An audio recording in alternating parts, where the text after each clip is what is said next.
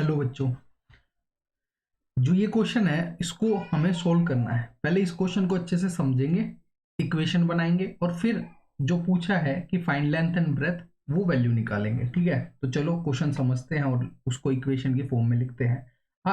The area of a rectangular plot is 528 metre square. तो एक plot है rectangular, उसका जो एरिया है ये लेंथ है, ये ब्रेथ है। तो बोल रहा है length into breadth is equal to 528 metre square. ठीक है, फिर बोल रहा है the length of the plot, जो ये लेंथ है ये कितनी है, is one more than twice its breadth. तो ब्रेथ जो भी है उसको 2 से मल्टीप्लाई करो और जो भी आया उसमें +1 कर दो।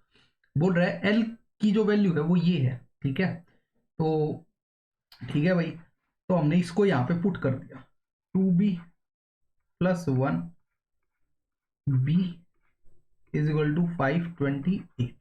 ठीक है, अब इसको सोल्व किया तो 2b² + b is equal to 528। 2b² + b - 528 is equal to 0। अब ये एक क्वाड्रेटिक इक्वेशन बन गई है, तो इसको सोल्व करेंगे, इसके रूट्स निकालेंगे। ठीक है, तो रूट निकालने के लिए अब भाई b² के सामने 2 है। ठीक है, यूजुअली यहाँ पे 1 होना चाहिए, पर अगर नहीं है 2 है तो इस 2 को, जो ये कांस्टेंट टर्म है ये 528, इससे मल्टीप्लाई कर देंगे। तो ये क्या आ जाएगा 1056, ये आ जाएगा। ठीक है, अब इसको पता करना है कि किन को मल्टीप्लाई करे तो ये आए, और जब प्लस या माइनस करे तो यहाँ पर b का कोफिशिएंट क्या है +1, तो हमारा प्लस माइनस करे तो 1 आना चाहिए, और अगर मल्टीप्लाई करे तो 1056 आना चाहिए। ठीक है, अब एक बात तो कंफर्म है कि यहाँ पे 1 है, तो इसका मतलब है कि जो दो नंबर होंगे वो कॉन्जिक्यूटिव होंगे, मतलब लगातार नंबर होंगे। जैसे 3 4 लगातार है, 5 6 लगातार है। क्यों बोल रहा हूँ मैं ऐसे, क्योंकि 6 में से 5 जाएगा जब ही तो प्लस का 1 आएगा, 4 में से 3 जाएगा जब ही तो 1 आएगा। तो जो भी नंबर होंगे वो क्या होंगे, कॉन्जिक्यूटिव होंगे। ठीक है, पहली बात। चलो भाई, अब इसके फैक्टर्स निकाल लेते हैं। 2 से किया तो 5 2 8, फिर 2 से किया तो 2 जा 4 6 जा 12 4 जा 8, फिर 2 से किया तो 1 3 2, फिर 2 से किया तो 6 जा 12 6 जा 12, फिर 2 से किया तो 33। तो देख देते हैं कि ये 33 है, और ये देखो क्या आएगा 2 2 जा 4 4 2 जा 8 8 2 जा 16 16 2 जा 32। तो देखो एक 33 है, एक 32 है, तो 33 - 32 1 आ गया, और इन दोनों को मल्टीप्लाई करेंगे तो 1056 आ जाएगा।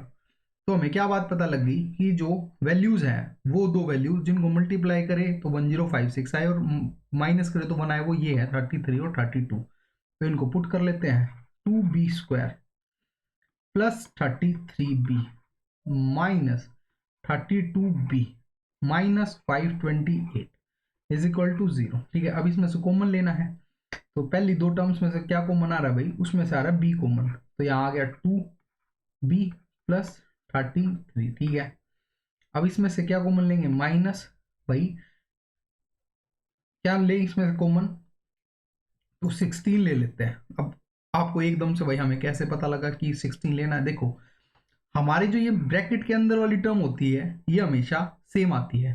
तो वो कौन सा नंबर होगा जो 32 में से कॉमन ले तो अंदर 2 आए, तो वो तो 16 है, क्योंकि 16 2 जा 32।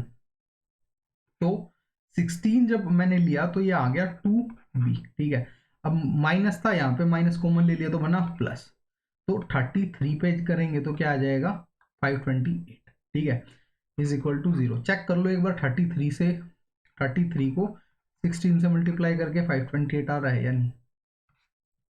6 3 जा 18, 6 3 जा 18 और एक 19 इंटू 3 8 2 4 और 1 5। देखा, ठीक है बिल्कुल। अब हम इसको कैसे लिख सकते हैं, हम लिख सकते हैं एक तो टर्म होगी b - 16 और एक टर्म होगी 2b + 33। इनको मल्टीप्लाई करेंगे तो सेम यही वैल्यू चीज आ जाएगी। ठीक है, ये वाली, ये वाली। ठीक है, अब हम क्या करेंगे, इनको इंडिविजुअली पुट करेंगे, यहाँ कर रहा हूँ। ठीक है, तो b - 16 इज इक्वल टू 0, तो b की वैल्यू कितनी आ गई 16। ठीक है, दूसरी तरफ अगर मैं कर रहा हूँ 2b plus 33 is equal to 0, तो बी की वैल्यू आ गई -33/2। अब हमें ये पता है कि जो ब्रेथ है, ठीक है, वो एक पॉजिटिव नंबर है, तो वो कभी भी नेगेटिव नहीं हो सकता। तो ये बात लिखेंगे, the breadth of a rectangle can not be negative, so the required breadth is 16 metre. ठीक है, लिख देंगे यहां पे breadth of rectangle can't be negative. ठीक है, so required breadth is 16 metre. ठीक है, तो अब ये आ गई, तो अब लेंथ निकालना होगा, तो क्या करेंगे, लेंथ में पुट कर दो, length is equal to 2b की जगह पे 16 प्लस 1, ये कितनी होगी 33। तो length is equal to 33 and breadth is equal to 60। ये हमारा आंसर आ गया। ठीक है, तो ऐसे करना था इस क्वेश्चन को सोल्व।